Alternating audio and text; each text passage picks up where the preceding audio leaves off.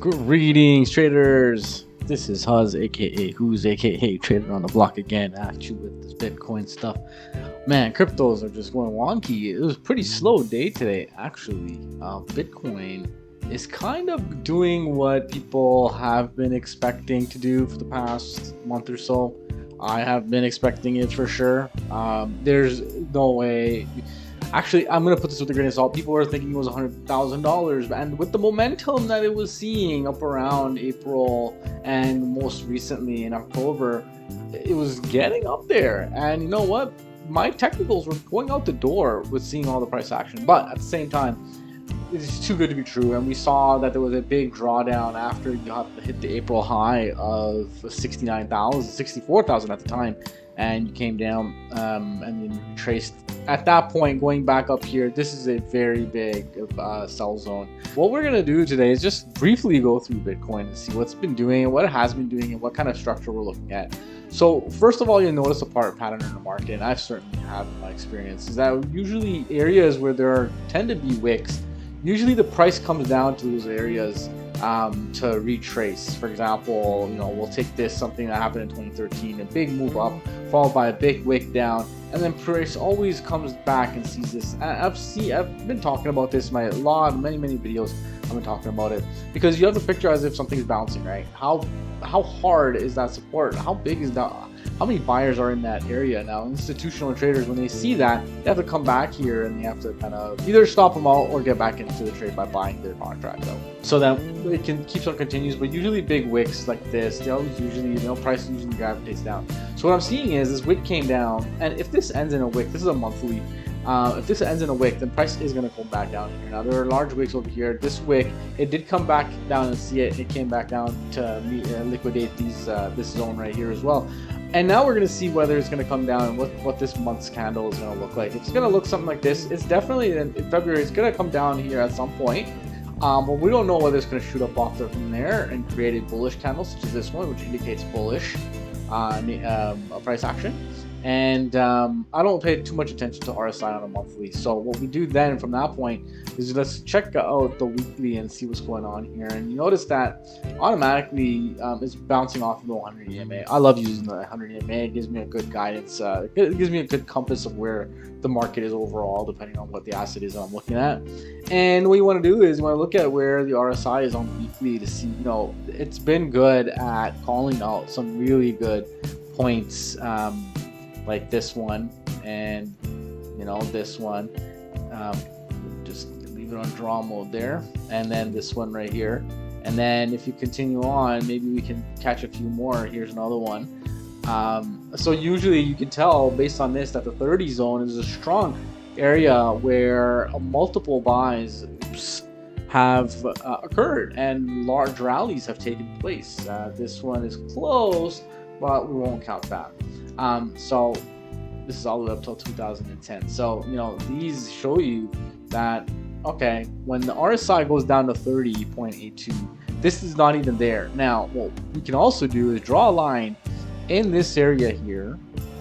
Okay, let's just zoom in a little bit and then draw where it is. And then let's see what price was doing when the market was in that direction or in that area. So in this, the price had cut through it. Okay, so what that would say to buyers is potentially, okay, now that the price is here, what happened during this candle is it cut through it, meaning it went lower a little bit and then it popped off. Okay, so here, this is what the price was doing when it came here at this time, November 2018. All right, it went down further, okay, until it hit the 30 zone. Okay, let's see if there's anything else that we can see.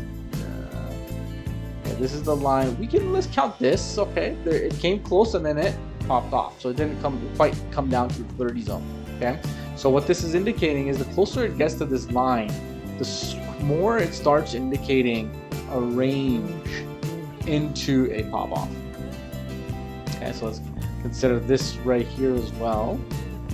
Okay, so this came down here and see it started ranging and then it started popping off.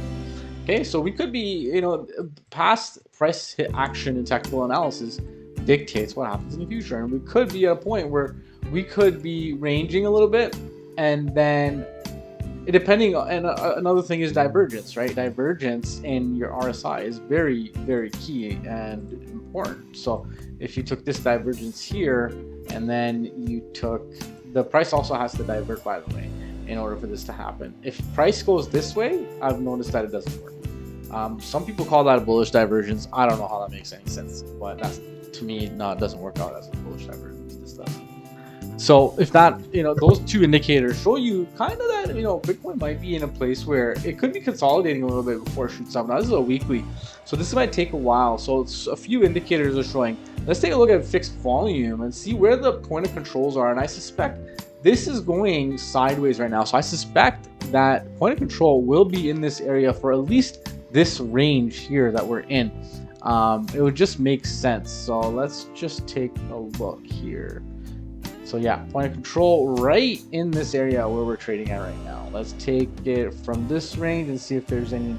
Okay, and then let's take a little bit more from here. Okay, so it could be from here to here, bounce down.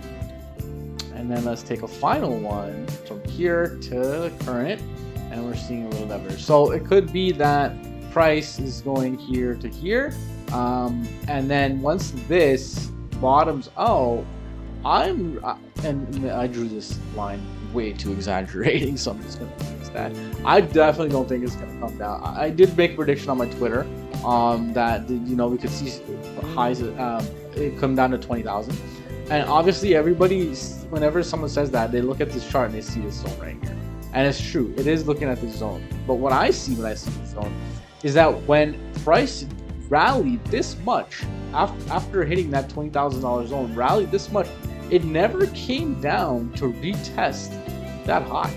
Okay, notice that here is when a lot of people, such as Pablo Heyman even, was calling 20,000, and I was believing him. I actually did think it was going to come down to 20,000. I thought, yeah, Pablo is right, it's going to come down. But when it went up instead, we realized that it was the institutional traders just liquidating the longs.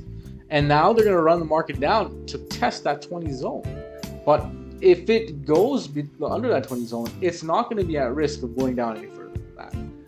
It's probably just going to range there for a little bit. If it comes down that much, this thing could stay in this consolidation / capitulation for quite some time. It could be quite some time. Now I'll tell you why I think that. Because, like, for example, let's take this 2018 move. Okay, this is a bear market, technically range / bear market. Let's take a look at that real quick and see what happened here. First of all, this thing dropped 80 some odd %. All right, we're not even at the end of it yet. Okay, this thing didn't break that zone for more than 2 years, more than 3 years. Okay, more than 3 years it didn't break, and when it made all-time high. Okay, so what happened before that was it made an all-time high from here. Okay, where did it break that all-time high? Let's make that measurement here. From here to here. Okay, well, how much is that? That's about the same time. So from the time it hit high to the time it broke that high, from 2013 to 2017, it was about 4 years. Okay, about 3.5 years. Okay, and then upward move. That move was approximately 1,400%. Then this thing, the price, went down again for almost the same amount of time, almost the same 3.5-ish years as the 2013 move. And now this is happening in 2018. Okay, and then we have a way move up. Now notice the two signals on the RSI. All right, here we have one and technically two. All right, if we're to zoom that out, so one and two. Actually, this is two. One. Is that another one? Oh, this is this thing. Sorry. So there's one, and technically there's one and two, but let's not count that. All right. Let's just say that this is one. So what you have is you have the same thing that's now happening. So you have almost 3 years of capitulation and ranging behavior, and then pop off from the 20,000 now do that up to the 60, 70,000. That move was 214%. All right, so from 1400 to 216, 20, 220%. So now what's happening? We are at a point where we could start seeing capitulation in the zone for a pop off again.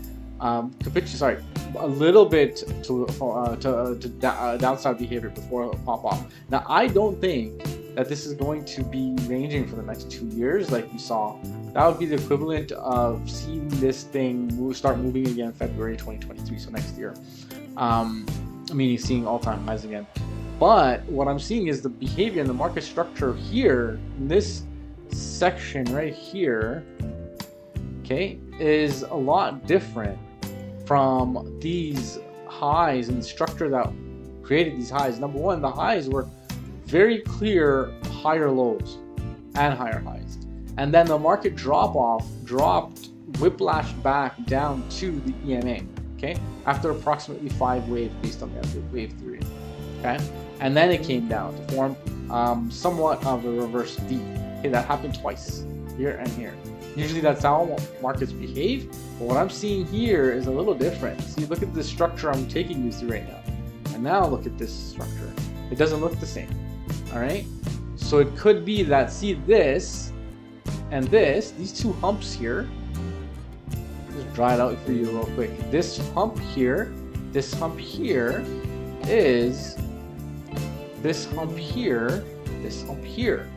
Now what happened shortly after the second hump? Pop off to the north. Now let's see if the same type of humps came here. Yeah, it did, but you know, it's arguable where the two humps. Was it this or was it this? This is supposed to be a question mark method. And then boom, pop off to the north. Okay. Let's see if it happened before that. Technically, yeah. Boom, and either this or that, two bumps. Okay. What we're seeing in our current day market structure is that occurring sooner. Okay, so what I'm trying to say is that it could be a bounce coming up here, but it definitely feels like there's going to be some drama that occurs in between now than when it comes back up here. So what people can rest easy on is the fact that this thing's going to go up eventually. All right, and it's what happens with market structure. You got to understand one thing that is based on observation. Math can't really define this, but observation is that whenever price tests an area and hasn't been there before kind of thing, it always sees that area again. You'll notice that. Price has always touched every single area it has touched before with Bitcoin. Did you know that? Price has touched every single price point and revisited that price point. Okay, so if it goes up, it sees that up again. Okay, now for the majority of the part, it also sees the same down, only because of fundamental reasons, things that happen is beyond the regular market structure's control, i.e. inflationary news, i.e. political issues, i.e. natural disasters, so on and so forth, that move the market. Those things occur, and because of that, it starts popping off with no sense or methodology. Otherwise, these are all profit zones. Why do you think the market structure looks like this? Is because the market runs up, profit is taken. The market runs up, profit is taken. The market runs up, profit is taken. Now you start seeing more and more people coming in, profit taking, because now they're seeing bigger red candles. So now more and more investors are saying, okay, the big whales are coming out, so they're going to drive price down. So the bigger and bigger investors start coming in and selling this thing, and then it starts running down. Okay, so but there are different reasons, different points within the market that the reasons are different as to why it's going up or down. But anyways, that's what I wanted to bring to your attention. In another segment, so and then right now we're hitting the 38.44 zone right now, which is pretty low. Last time it hit was right here, and it kind of went down below the EMA. Now when it comes down to the EMA, that's when I'm really watching this, and entry comes usually after I see some price action over the EMA. But when it comes down from the EMA, then you really have to sit on your hands and watch what it does. Okay, if it comes and just kind of visits and leaves, and we'll look at an example of what I mean by that. I guess it really doesn't visit and leave too much, does it now? Every time it's seen its EMA, it's really kind of like consolidated through it. So it hasn't seen a real consolidation through an EMA since 2020. It might be time, because in this zone here, there's a lot of consolidation happening. Not a lot of consolidation up until now. So we might see a little bit of playing around in the EMA.